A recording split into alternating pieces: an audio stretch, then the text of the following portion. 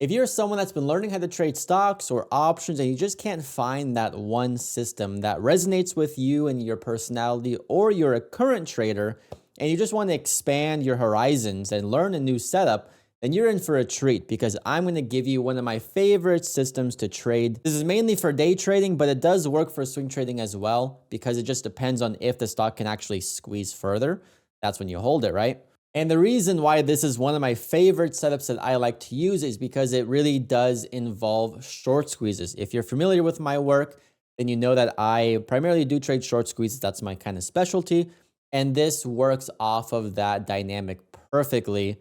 And it's simply just called the gap up and retest of previous day high. So I don't want to waste any of your time. I'm going to jump right into this example and teach you exactly how to trade the gap up and retest of previous day high using this one stock as an example. I'm going to teach you exactly how to find this setup, how to plan this setup, and how to execute on the plan properly, meaning I'm going to tell you exactly how to find the perfect entries and how to know when to sell and exit this stock. So with that being said, let's jump right into it. So of course, since this is called a gap up and retest of previous day high, then obviously there needs to be a few key criteria met, like there has to be a previous day high. Simple enough, right?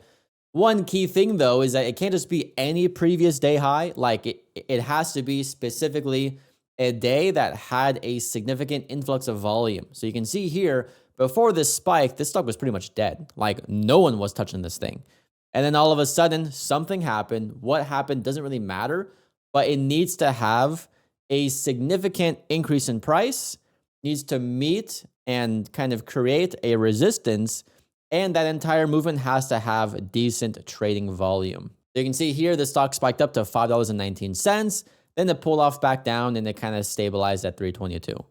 So those are the two key lines right now. And then you need to see the stock gap up over that previous day high. So you really don't need to watch it on day one. A very simple thing you can do is just use a scanner. One of my favorite paid scanners is called Scans. I'm gonna have a video link up here of how I like to use Scans, but you can even just use a free scanner too. You know, because this doesn't happen in an instant and it takes time for this to develop, you don't need to have a fast scanner to find this. You could legit just use something as simple as Thinkorswim scanner and just scan for stocks that are gapping up by 5%. Go through the list and see if any of them are gapping up over previous day high. It does take some work, but it's free and it's not that hard to do. It takes like maybe 5-10 minutes every morning. Right, so for example, on this morning when I was trading ASCON, I didn't know about it on the day before. I was just doing my scans, right, doing my thing. I pulled up this stock and I saw, oh, look, great. This has a previous day high that has significant volume, and now it's gapping up. What I mean by gapping up is just that overnight, the price is going above that previous resistance. And this is key, right? Because the system is called using previous day high as new support. So you can probably guess that we're going to want to buy off that level, right? If you've done any type of research or any type of studying on technical analysis, and I'm sure that you've read the rule that previous resistance can become new support. It really is that simple. When I saw the stock gapping up on this morning, I knew that there is a potential setup that if the stock pulls back down to 520, that's the best place to buy. And so right when I saw this picture right here, I can go in and make a trade plan. A trade plan just means that you have an entry price, you have an area that you want to use for max loss, and you know where your profit targets are. We already know that the entry price is that previous resistance. So that's done, that's easy. Max loss is almost always going to be that next support lower. So here in this case, the next support lower is at $3.17. And then your first target is just going to be that next resistance higher. We can see in pre-market, we set resistance near 720. So this right here is a possible trade plan. But if you watch my previous video, then you know that one of the biggest things you need to have is a good risk reward ratio. And so when making the plan with the trade planner, link down below, if we use those numbers, right, long off of 516, max loss 319, and first target at 724, we see that the R value is only 1.06. Now, because my personal win rate is below 50%, just around 42% right now, I need to have an R value that's higher than that. I like to have at least 1.5, if not higher. So for me, using this plan didn't really make sense. I had to do some extra work and see if there was any other level I could reasonably risk off of. Now, one thing I like to do a lot is take into consideration where VWAP is. And if we look at this first day, we can see an interesting thing where you see this $4.50 line. It was rejected twice as resistance. And most importantly, it's where VWAP ended up by the close. So that seemed like a reasonable spot that say, hey, like if I go long at 520 and the stock falls below 450, then yeah, it's done. It's failing. And you can see by using 450, if we're trading a small account, say $5,000, not that big, then you can see that this is an R value of 3.15. That's amazing. Like that's a home run. If I ever see that number, I'm sending orders right away, no question asked. And the very cool thing about the trade planner is that it also tells you exactly how many shares you can buy and how many shares to sell at that first target to ensure account growth. This is a key part that you're going to see why in a minute. But yeah, trade planner, amazing stuff. You have to use it when planning your trades. It's available to all TradeBuddy members. So now, of course, at market open, the stock is at $7.20, right? If nothing else, I know that, hey, the only place I can buy this is if it retests 520. So I'm not going to chase it. If it breaks over high of day, I'm not going to market buy it on the first green candle. The only place that makes sense is that previous day high is new support, previous resistance as new support. And the reason why this is a good short squeeze setup is because of this volume that was created on the previous day. Just imagine anyone that saw this big pump out of nowhere, they sold it and they're going to hold it overnight because they want to see it fade back down to zero or wherever it came from.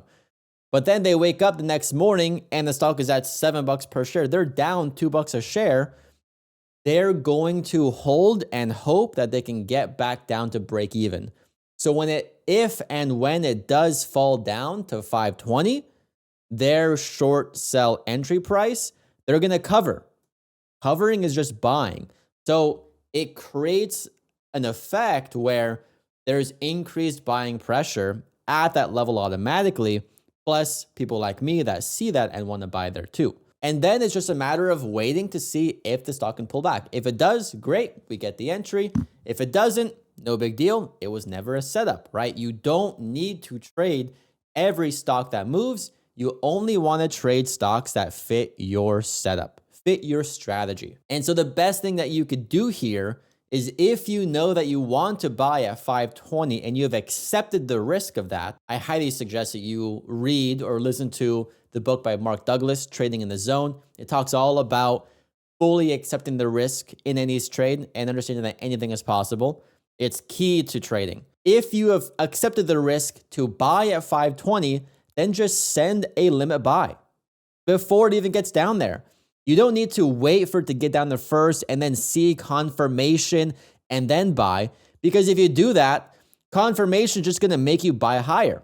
Why do that? You're just giving up money for no reason. When you could just take the risk, put the limit buy there. If it holds, great. You have a perfect entry. If not, no big deal. You've accepted the risk and you've planned it using a trade planner so your max loss is capped. Once you're in the trade, you have to stick to the plan.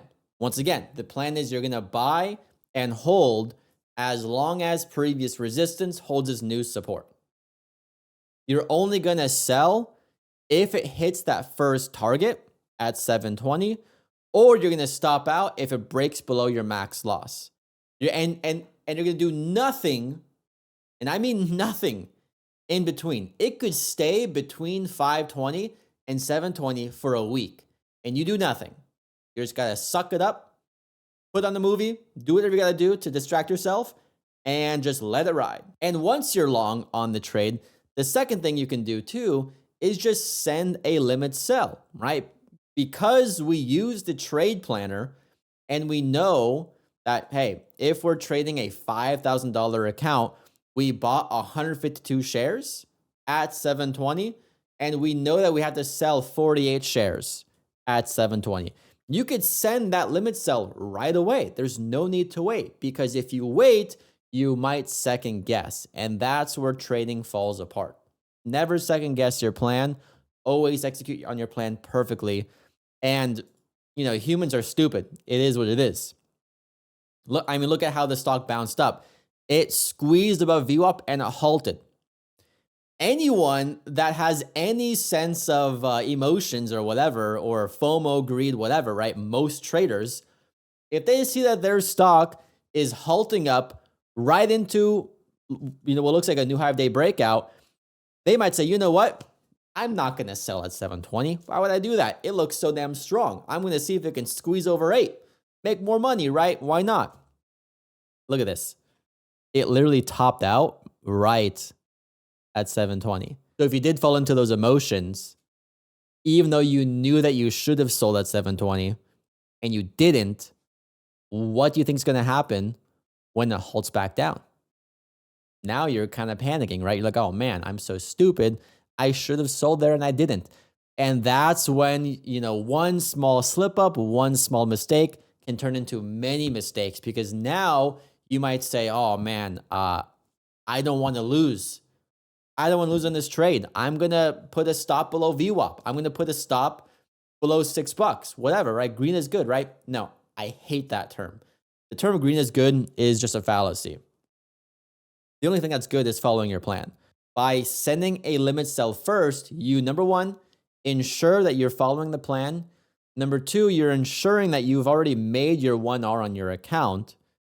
And number three, you just now hold the rest, right? This isn't a failed breakout. I mean, guys, like, how many times have you seen the stock do something like this, where it spikes up, sets a resistance, pulls back, retests that resistance, pulls back? That's fine. If it makes a higher low, it could just retest again, and then there's like a flag breakout, right? That's what they call it. I don't really like patterns, but this looks fine, right? Still bullish. So after this stock fills your first partial, if it holds that resistance and doesn't make a failed breakout, you got to sit back and hold. Same thing. You don't want to react to it at all between those two lines. You only execute at those two lines. As long as support holds, you stay in the trade. As we can see, stock pulled back, popped back up again, had one last rejection, and then it broke out. Actually made new highs. So from there, you just rinse and repeat, right? Now we're in a new zone. Now we say, all right, there's this new previous resistance that needs to hold this new support. There could be a lot of shorts trapped here, right? A lot of people saw this big gap up, said, oh man, this stock is just trash, gapping up for no reason. They're going to short it. They could get trapped too. It's not guaranteed.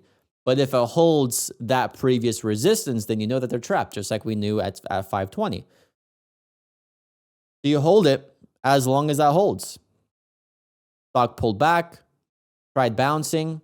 But then if you look at the line chart, just to make things a bit clearer, you can see that it tried bouncing back up and then it failed.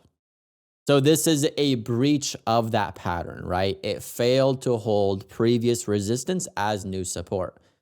Now you just got to accept the fact that, hey, we tried it. It didn't give us that big squeeze. We still got that nice range from 520 to 720s. Now you sell the rest. Use previous resistance as new resistance because you have that failed breakout. Send a limit sell the rest, and then move on. That's the trade. That's the setup. See, the stock bounced up. It did bounce a bit higher. Who cares? I got out into these 720s. Ended up selling the rest in after hours.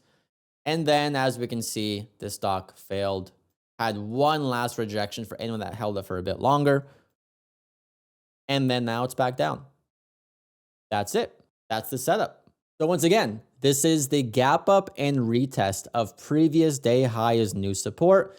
The previous day high needs to have significant volume because that gives you the confidence that there were traders there that are going to react to it today, right? People that sold there yesterday will buy in today. It cannot be a previous day high that has no significant volume And the stock should have some decent catalyst in volume on the gap up, right? This had big trading volume that happened. And then just take the risk, use a trade planner, buy previous resistance as new support, and then follow the steps that I laid out in this video to execute on the pattern. Now, if you're brand new to this system or my style of trading, I highly recommend that you watch other videos of mine. I have been doing this for 9 years now. I've been making videos for about 5 years. I have many videos on my channel. Check them all out. Absorb that knowledge. I recommend learning from many different traders to see who you vibe with. If you have any questions, leave them down below in the comments. If you want to trade with me and my team, we trade every single day. I do a webinar every single day for both pre-market and after hours just to recap my trades. I have a full course. We have an expansive library of past recorded webinars for people that cannot make them live. There's over 5 years, legit 5 years of videos I've done every single day, just recapping trades, analyzing trades. Free 2-week trial down below. Like I said, any questions, leave them down below in the comments, and I will see you in the next video.